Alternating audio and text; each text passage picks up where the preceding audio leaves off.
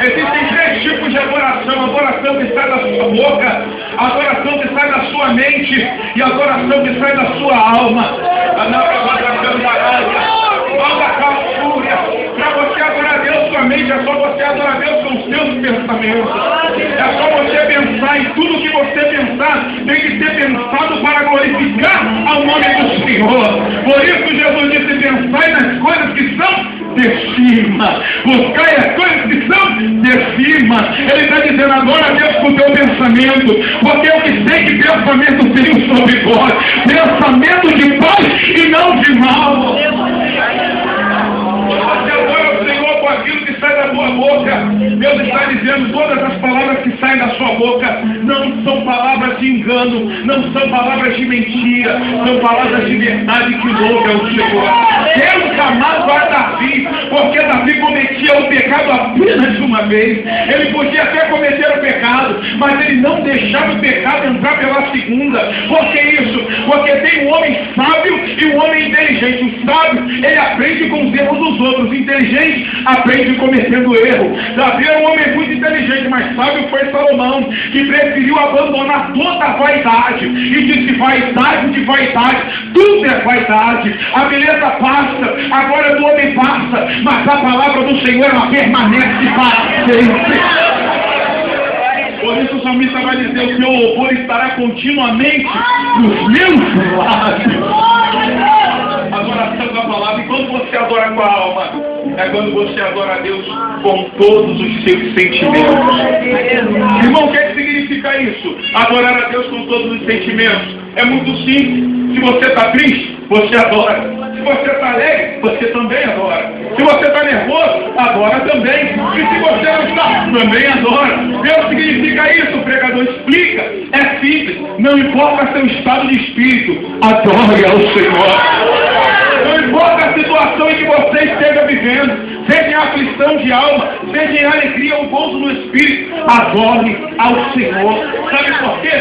Porque a ligação interessada entre a alma e o espírito. Por isso Jesus arrancou da alma do homem a característica física e transportou para uma prostituta e disse: o tempo é chegado. Estou com pressa, a hora é. Eu não vou esperar o tempo chegar, a hora é agora. Por que Jesus disse a hora é? Porque Jesus estava dizendo para ela: eu estou te dando a oportunidade de, a partir de agora, ser verdadeiramente uma adoradora e que adore em espírito.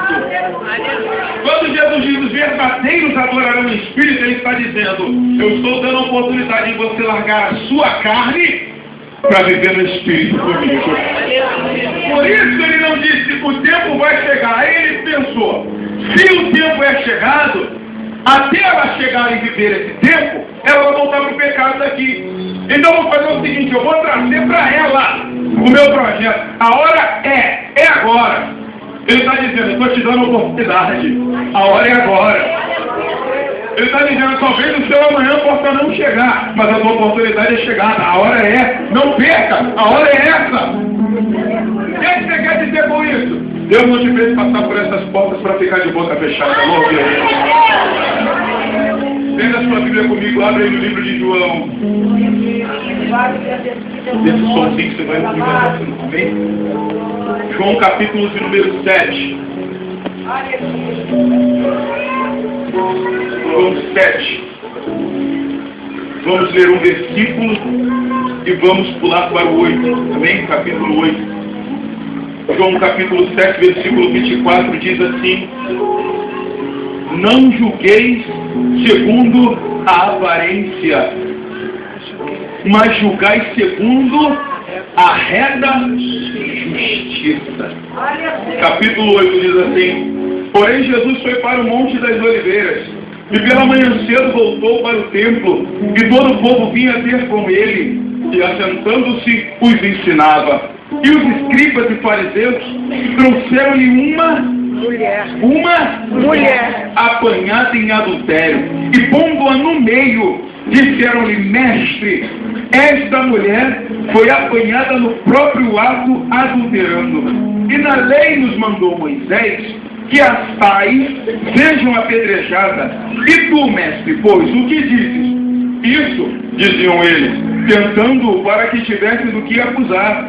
Mas Jesus, inclinando-se, fala assim, inclinando-se, escrevia com o dedo. Fala assim, na terra.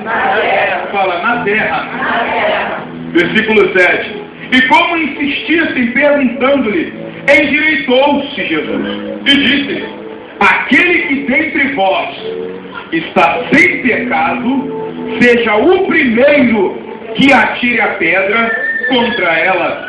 E, tornando-se a inclinar-se, escrevia na terra. Amém?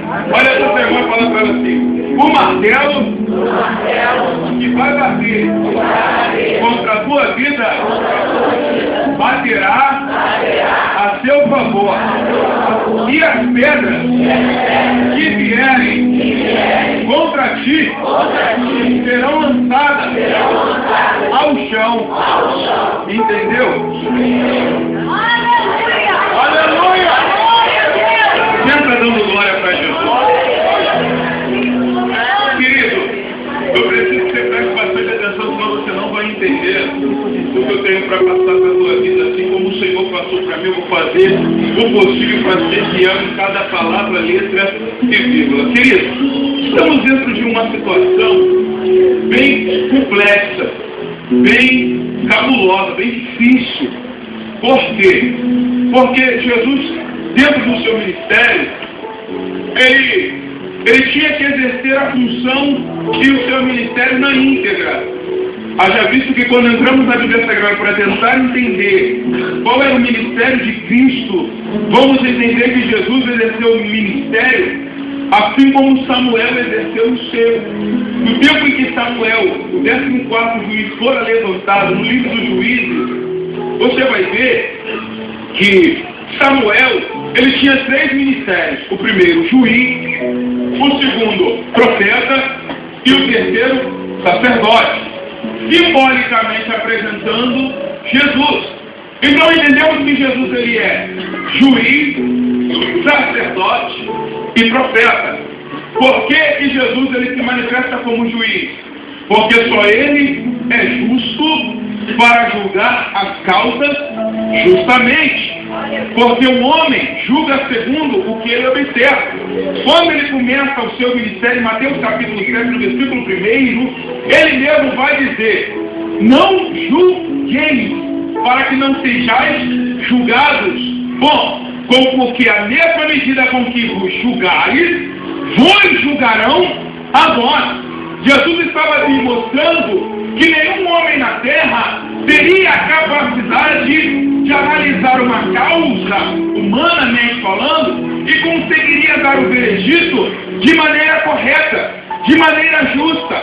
Então Jesus estava dizendo que a justiça do homem é uma justiça falida, é uma justiça passiva de ser refutada. É uma justiça passiva de ser contraditoriamente retratada. Ela não teria condições de ser perfeita, porque o homem é imperfeito. O termo justo no latim é justus, com o S. A palavra no latim significa aquilo que não tem folga, aquilo que não tem brecha, aquilo que não tem oportunidade de ser refutado. Quando a Bíblia Sagrada vai fazer menção de Deus, a Bíblia vai dizer que justiça e juízo são as bases do seu limiar, do seu trono. Ele está dizendo, o meu trono, ele é embasado, é alicerçado na justiça. Só que, quando entramos num contexto judicialmente falando, vamos entender, por análise simbólica, que a representatividade do termo justiça é uma mulher com uma balança e com uma espada, porém, ela está julgando a causa cega, fechada. Por que isso? Porque ela não poderia julgar segundo a sua própria vista, daí viria a injustiça. Só que a Bíblia Sagrada nos diz que Deus é justo, mas ele não é cego. A Bíblia diz que Deus, ele contempla os justos e os injustos, os santos e os profanos. A Bíblia Sagrada diz que os olhos do Senhor estão à procura dos fiéis da terra. Então, quando Deus ele julga segundo o que ele vê.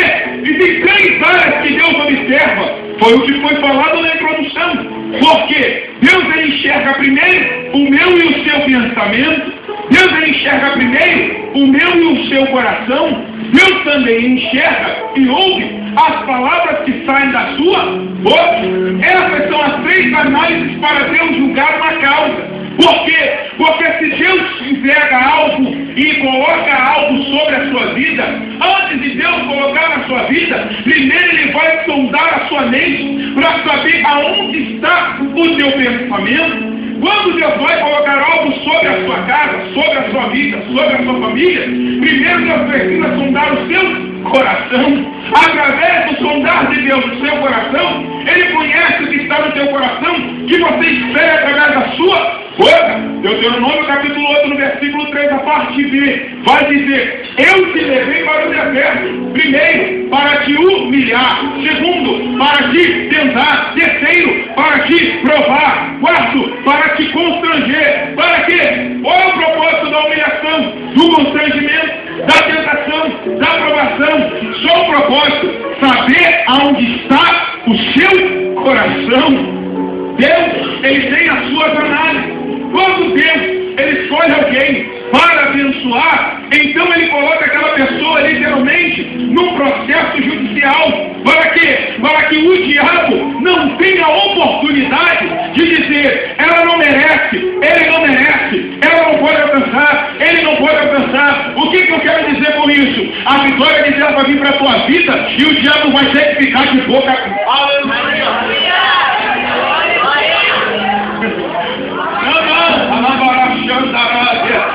Você não está entendendo. Eu estou dizendo para você que todo esse processo que você está vivendo não é porque Deus te odeia, te detesta, ou porque você tem que passar por isso porque você não merece. Não, Deus está permitindo você passar por isso. É porque o diabo, antes de você ser abençoado, disse: se o Senhor der, vai se desviar. Se o Senhor entregar, ela não vai para a tua casa mais. Se o Senhor colocar na mão dele e na mão dela, ele não fica mais na tua presença. Aí Deus permite você passar pelo processo. Quando você passa, Deus está vendo, Satanás? Essa vitória está glorificando. Essa vitória está liberando. Essa vitória está alcançando. Essa vitória está doando na minha presença. Essa vitória está me dando glória. Essa vitória não está desviada. Essa vitória está... O teu processo não é para que você morra no meio dele, não. É simplesmente para Deus pegar você exaltado e esfregar na cara do diabo e falar: viu, Satanás? Você até tentou, mas é reto, é justo e se desvia do mal. É reto, é justo e se desvia do mal. De onde você vem, Satanás? Eu estava passeando. Eu estava passeando e rodeando a terra. Vagabundo, sem vergonha. Nesse passeio seu, você viu meu servo Jó? Primeiro, é meu servo. Você viu o meu servo?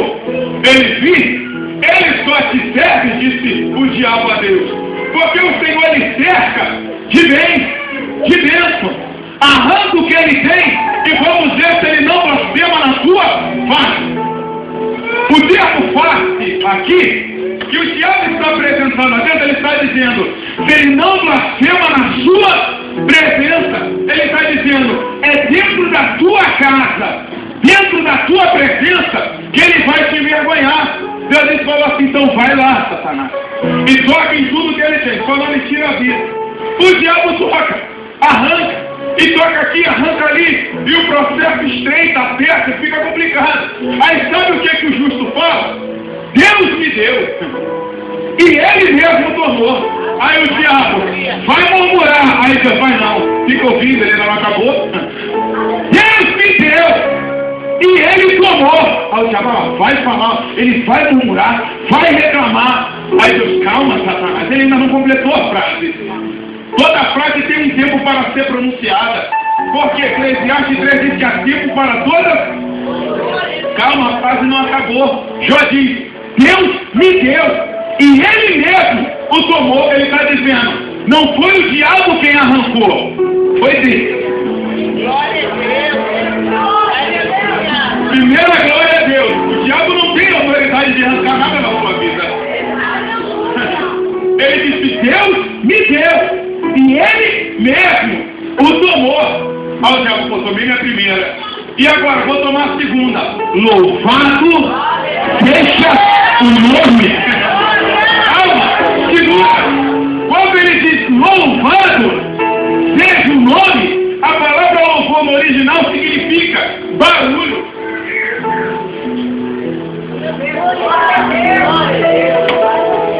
Sabe por que o diabo foi até Deus para que Deus arrancasse o que você tem? Para fazer você ficar calado. Vamos ver se ele faz barulho no processo que ele está passando. Vamos ver se ele fica no barulho, porque fazer barulho quando recebeu a casa própria é fácil. Fazer barulho com carro zero é fácil. Vamos ver se ele faz barulho quando eu arrancar tudo que ele tem. Aí ele diz, Deus deu. Ele tomou, louvado. Ele está dizendo, eu não vou fazer barulho sozinho. Não entendi. Ele está dizendo, louvado. Ele está atribuindo que tanto ele quanto os que estão vendo o que ele está passando vão ter que fazer barulho. Não, você não entendeu isso? Ele está dizendo louvado. Ele não está dizendo eu louvo. Ele está dizendo louvado. É coletividade. Ele está dizendo tanto quem viu quanto quem não viu vai ter que fazer barulho porque todo mundo está fazendo. Termo de juízo. Aqui, Jesus não está sendo profeta. Por quê? Porque Jesus ele passou uma madrugada em oração no Getsêmani. Não é no último período em que ele vai ser crucificado. Não. Jesus nesse dia foi ao Getsêmani para orar. Havendo passado uma madrugada de oração, foi ao Monte das Oliveiras. Entrou no templo. Ao entrar no templo, uma multidão vendo que ia para o templo, lhe seguiu. No meio daquela situação, no meio daquela multidão, no meio daquele povo, Jesus começou a ensinar a palavra. Jesus começou a exercer seu ministério como um ensinador, como um mestre. E está Jesus ensinando. Está ensinando. E o povo está ouvindo e aprendendo. Só que eu analiso essa questão de forma interessante.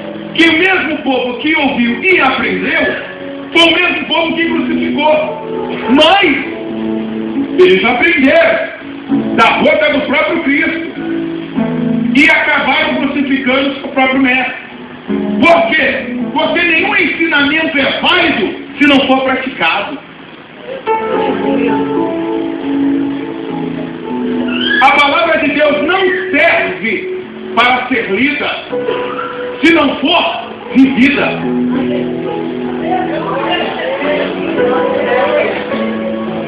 O que eu estou dizendo para você é que a palavra ela tem que se tornar viva na sua vida. Por isso, ele disse, não sejais ouvintes, mas operosos praticantes. Fala assim, praticantes. Eles ouviram, não praticaram. Quando Jesus deixa de ensiná-los, porque o compromisso de Jesus era fazer a parte dele, ensinar, para que o povo pudesse viver o que ele estava passando para aquela geração, ele sai do templo. Quando ele está saindo do templo, indo em direção à saída, no meio do caminho, os fariseus, fala assim, os fariseus, trouxeram diante dele uma mulher.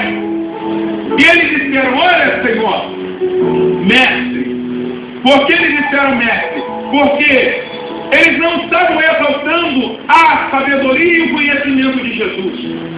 Eles estavam afrontando a ele. Ele está dizendo, tem uma questão para te resolver. Que um homem leigo, um homem iracundo, um homem natural, um homem secular, um homem convencional não poderá resolver. Ele está dizendo, mestre, trouxemos diante de ti, e a Bíblia diz, colocando-a no meio. A mulher estava entre os fariseus com pedra e Jesus do outro lado. Colocaram a mulher no meio e disseram, trouxemos uma mulher que foi pega no ato do adultério. E na lei de Moisés no capítulo 20 de Levítico, no versículo de número 10, vai dizer: tendo um homem adulterado, pego em adultério, na prática, será apedrejado imediatamente. E Deuteronômio capítulo 22, do versículo 20 ao versículo 22, vai dizer a mesma coisa. Então, um texto para dar base e outro texto para confirmar. Por que isso? Porque para o diabo te acusar, ele nunca vai usar o termo normal, ele sempre vai usar o termo bíblico. Para te acusar, o diabo não precisa usar os termos concepcionais, físicos, naturais, humanos. Não. O diabo vai pegar você aqui, ó, na Bíblia. Então ele trouxe Bíblia para julgar aquela causa. Ele disse, ó, a lei diz a condenação. A palavra de juízo já está decretada. A palavra do juiz já está aqui, ó, é essa. Porque Moshe Rabbeinu era o legislador na época. Foi ele que, dentro do capítulo 20, recebeu os 10 mandamentos. 10. Ele recebeu 10 éticos para com o homem e cumpriu os prazos em aliança para com Deus. E mais 603 leis, formando 603. Como os rabinos dizem, segundo o número de ossos, segundo o número de juntas. Daqui, tanto uma lei para dar base como uma lei para confirmar. Já está aqui. Isso disse Moisés. Por que Moisés? Porque foi Moisés que recebeu a herança de Abraão, Isaque e Jacó. O maior profeta do Antigo Testamento era Moisés, representador da lei. De palavra Moisés entendia. É Moisés quem vai dizer para Josué: não aparte o livro desta lei, medita de dia e de noite, para que não desvie nem para a esquerda e nem para a direita. Os fariseus estavam trazendo o fim da mulher e colocando o fim dela na presença de Jesus. E eles disseram: essa mulher já está condenada, a lei já condenou. Agora, mestre, o que tu dizes disso? A intenção dos fariseus não era somente apedrejar aquela mulher, mas era colocar a graça que Cristo estava trazendo em descrédito. Fala assim: a lei não condena quem vive debaixo da graça. Agora eu vou explicar para você entender. Quando aquela mulher está posta no meio e eles apresentam a lei, Jesus ignora tanto os fariseus quanto a mulher. E se curva e desce. E ele escreve aonde? Fala assim: na terra. Fala, na terra. Está representado aqui, nessa primeira descida de Cristo, o mesmo dia em que Deus, com seu próprio dedo, escreveu nas tábuas da lei. Só que quando Deus escreve nas tábuas, Deus escreveu em tábuas de pedra. Deus escreveu em tábuas de... Fala assim: pedra. Só que as pedras não estavam nas mãos de Cristo. Estavam nas mãos dos fariseus. Então essa pedra Jesus não poderia usar. A pedra da lei Jesus não poderia usar. A palavra da lei Jesus não poderia usar. Por quê? Porque o fariseu, ele é assim. Ele pega a pedra já com o seu pecado escrito nela. A intenção do fariseu é expor o seu problema.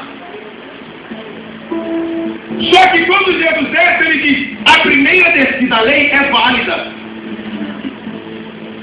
Aí ele se levanta e dá o veredito da graça. Qual é o veredito da graça? Muito simples. O veredito da graça é: atire a primeira aquele que não tenha transgredido a lei. O que Jesus estava dizendo? Por mais que vocês tenham a pedra da lei na mão, Você não tem o direito de condenar. Eles entenderam esse nome?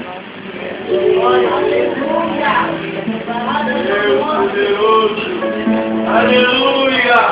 Jesus estava dizendo, por mais que você tenha a pedra da lei na mão, você não tem o direito de... Ele está dizendo, você não é maior do que ela.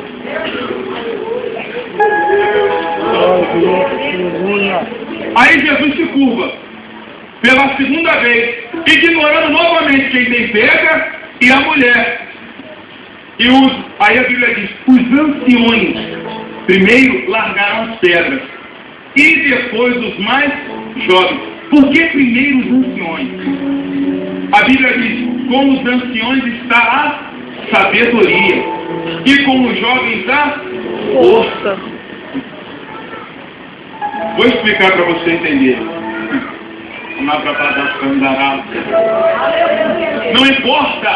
Não importa a estratégia que o adversário se levante. Não importa o projeto que o diabo arquitete. Vai ter que largar a pedra.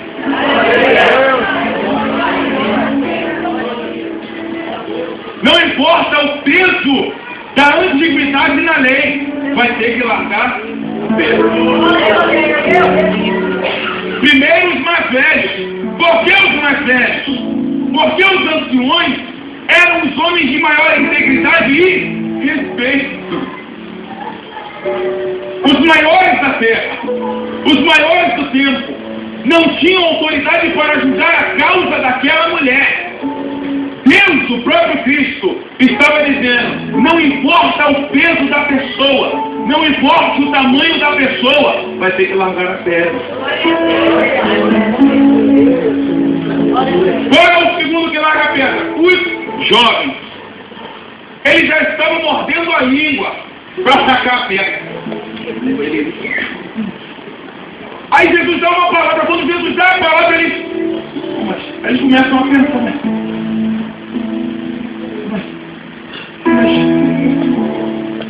Mas uma palavra mudou. Aleluia. Glória a Deus. Aleluia. Jesus não quer muita coisa, ele só uma coisa. Ele usou uma palavra simples. Por que isso? Rapaz, tu não viu o que ele falou, não? Não. Por que Jesus não precisa fazer muita coisa? Para mudar a tua história, ele não precisa fazer muita coisa. Jesus, ele só deu uma palavra. Por quê? Porque só basta uma. É muito difícil para você entender isso. E agora vamos dar cabelo. Vamos dar cabelo, não dá, rapaz. Jesus já deu a palavra. Vou fazer o quê? Joga não, rapaz. Jesus já deu a palavra. Aleluia. Oh, meu Deus, mas o velho largou porque ele era sábio. Nossa sabedoria não tem como te acusar. Joga pedra, rapaz. Não joga não. Por quê? Porque a última palavra quem dá é ele. Porque a última palavra é ainda quem dá. Não, joga não, rapaz. Porque a última palavra quem dá é ele. Joga não, rapaz. Joga pedra, não joga não. A última palavra saiu da boca dele. Quem é que vai se levantar contra a palavra que Cristo já deu?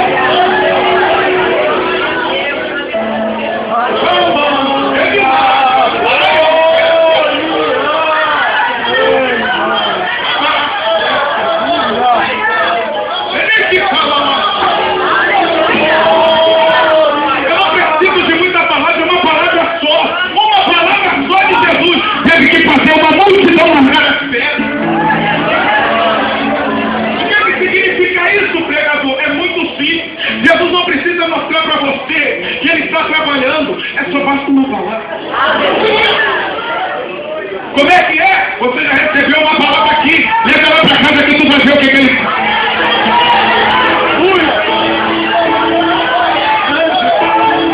Em você já mostrou que faz é falecer. Jesus está dizendo, eu não preciso me mostrar para trabalhar. Eu libero a palavra e ela por mim só faz sobre nós.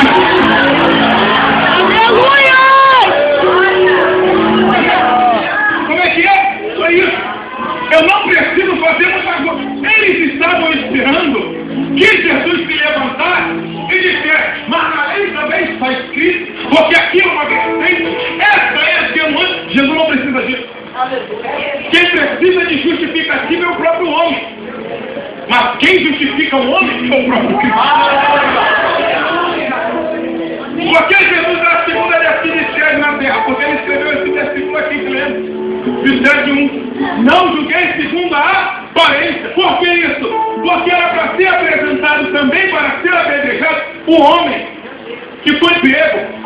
Porque o sistema farisaico, ele absorve uns e condena a outros. Jesus disse, eu não julgo segundo o teu pensamento. Eu não julgo segundo a sua visão. Quando Jesus ele dá a primeira descida, ele está dizendo, vocês têm a pedra da lei. Aí ele escreve, fala assim, na terra. Fala assim, na terra. Olha para esse barro que está do seu lado. Você precisa de um pote de Deus na terra.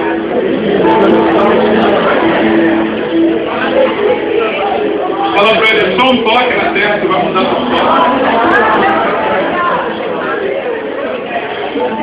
Fala, só um toque.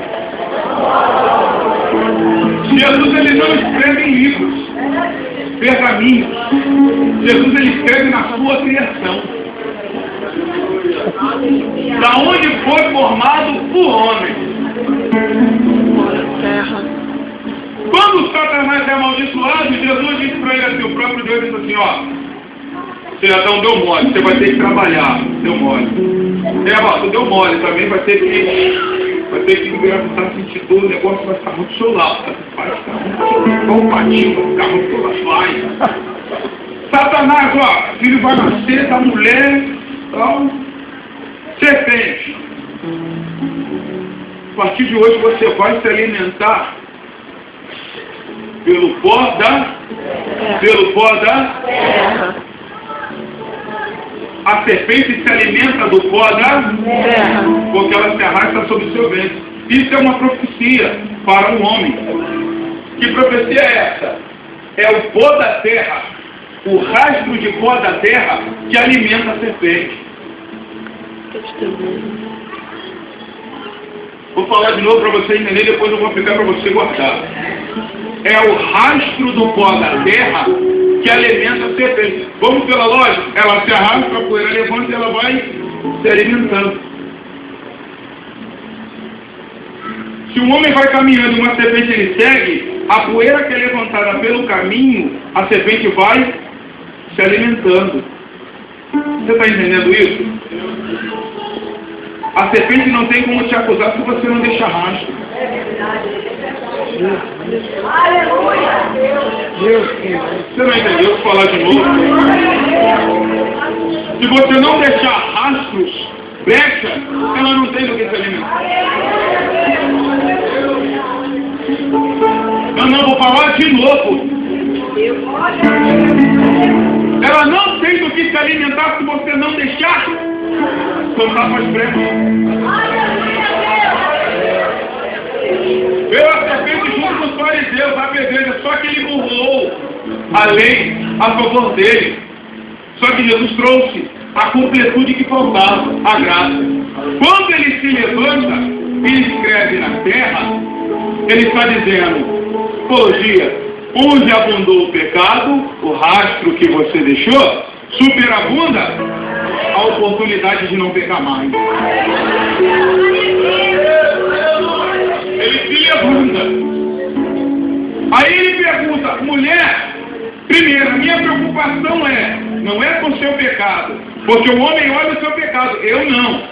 Mulher, aonde estão os seus?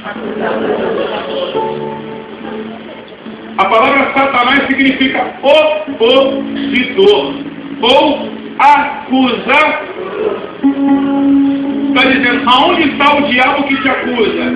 Aí ela levanta a cabeça e olha. Mas eles não estavam aqui agora? Ué, mas agora não estão mais aqui os acusadores? Não. Jesus só sobrou eu e o Senhor. Ah, nem ferrado pegou lá. Onde é que estão os acusadores?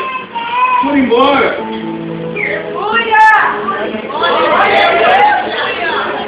E agora? Agora sou eu e você. Não entendi. Agora é só eu e você. O que significa isso? Quando a pedra cai, Jesus sempre vai te chamar para um particular. Sou eu e você agora. E aí? Não tem mais acusador? Não tem não, Jesus. Obrigado. Não, obrigado não. Volta aqui. Obrigado não. Volta aqui. Por quê? Se eles não te acusam, eu também não. Cara, maravilha. Na mente dela deve ter pensado, vou voltar. Vai não, filha. Vai e não peque. Aleluia! Por que Jesus falou para ela? Vai e não peques mais. Por quê?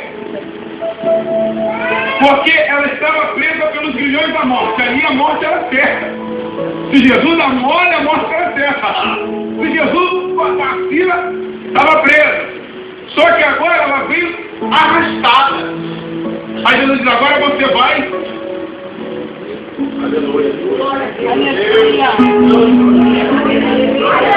Você chegou na minha presença arrastado, mas vai voltar caminhando de... Não entendi. Vai. Você entrou na minha presença arrastado, acusado, com julgamento sobre a tua vida. Mas quando tu sair da minha presença, tu vai voltar de cabeça erguida e como se fosse a sua. Entendeu isso? Entendeu? Você... O que significa isso? Quem entra arrastado na presença de Jesus não vai sair da mesma maneira. Não vai sair da mesma. Não vai!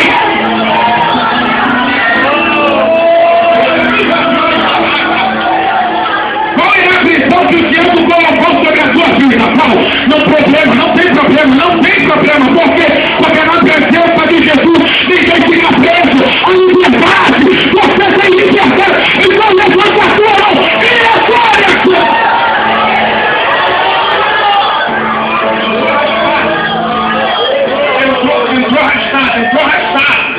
Entrou arrastado, entrou carregado, Pedro. Mas agora você vai. E não peques mais agora. Imagina aquela mulher indo para casa. E os acusadores em volta. Tentando, mas não tinha como. Por quê? Porque Jesus liberou a palavra. Aleluia! Vou estar com a pedra porque Jesus não está vendo. Aí alguém fala, não, taca não. Por que não está? Porque ela está vindo da presença de Jesus. Rapaz, tu está arrumando ideia, não toca nele não. Por quê? Porque aquele que Jesus perdoa, ninguém pode tocar. Toca não, por quê? Porque o justo juiz advogou a causa dela, rapaz. Não toca não, rapaz. Tu vai arrumar problema com Jeová, rapaz. Não toca nele, não toca. Sabe por que ele não podia tocar? E aqui eu vou encerrar minha participação e agradecer a oportunidade em nome de Jesus. Porque Jesus acabou de advogar uma causa e esfregar na cara do diabo que ele tem poder para resolver qualquer problema. Você lembra que eu falei que somente um homem letrado, um homem mestre, poderia resolver aquele problema? Sabe por que Deus mandou falar isso para você? Porque o que ele tem para te dizer nessa noite é muito simples. Não existe causa impossível na mão de Deus. Lucas 1,37 diz, não é porque para o homem, não é porque para o juiz dessa terra, não é porque para Deus, é para Deus. Não existe causa impossível. Onde é que ele vai bater o martelo? Onde é que ele vai bater o martelo? Fala assim no coração.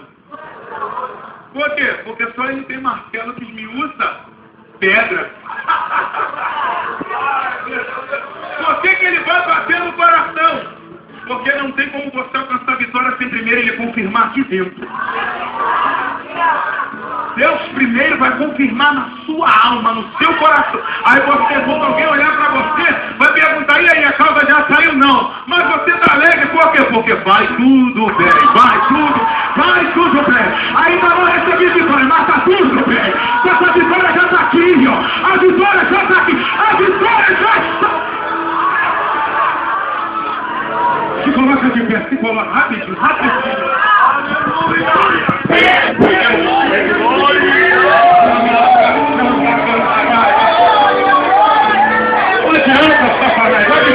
Depois que botou a vitória aqui dentro, não adianta o diabo batalhar, já está aqui. Sabe por quê? Porque a fé é firme fundamento do que não se vê e certeza daquilo que se espera. Tem fé aí.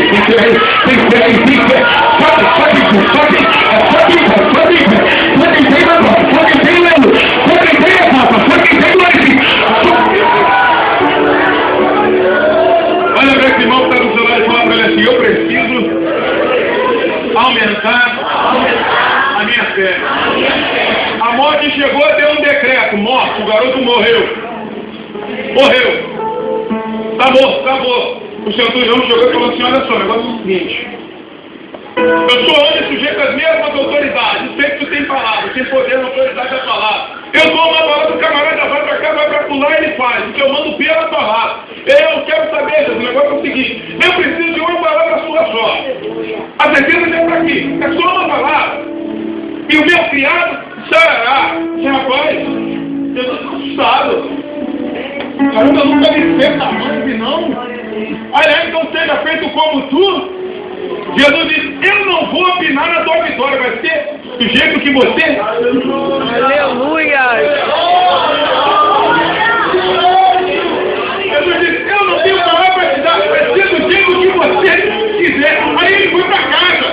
Aí depois um cara doido, rapaz, chegou, falou que tinha interesse com duro, deu uma palavra de Jesus para ele e voltou, ele é. Por quê? Jesus ficou alegre, Jesus achou fé, o cara voltou para casa. Aí ele, não, só para testificar. Que hora que foi o milagre? Foi hora tal, aí. Caramba, mas foi na mesma hora que virou a palavra minha, rapaz. Quem entra com fé na presença de Jesus não volta vazio.